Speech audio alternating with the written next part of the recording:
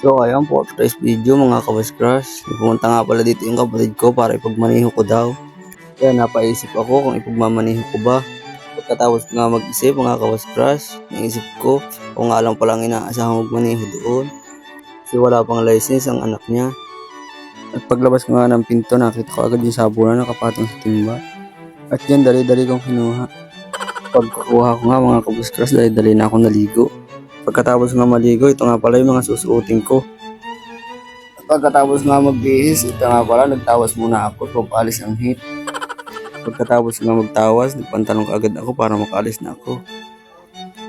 Diyan na nga mga kabuskras, pupunta na ako doon kung saan ako magmamaniho. Lakad muna, malala mga kabuskras.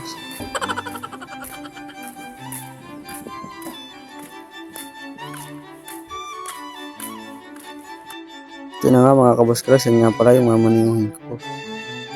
Yun nga lang mga kabuskras, pagdating ko wala pa yung pagmamanihuhan ko, kaya naghintay muna ako. At yun nga mga kabuskras, habang naghihintay nga ako, inaayos ko na yung motor para diretso na kami makaalis. Baka sa kabuskras yan.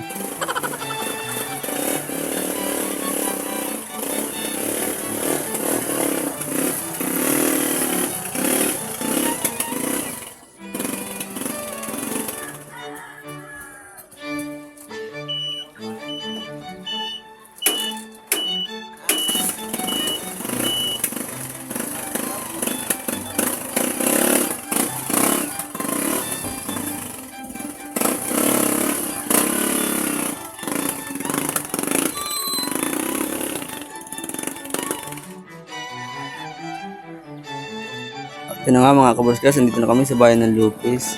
Pagdating ko ng bayan ng Lupis, naghanap kaagad ako ng makakain. Nga pala sa tapat na yan, may nakakilala sa atin mga kabuskras.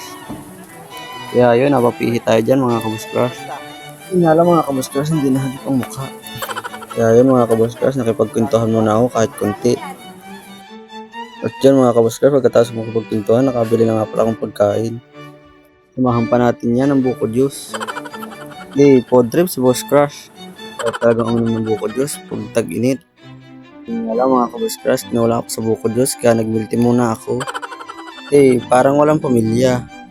Pagkatapos nga bumili ng milk tea, pagbalik ko na andito na pala yung mga sakay ko.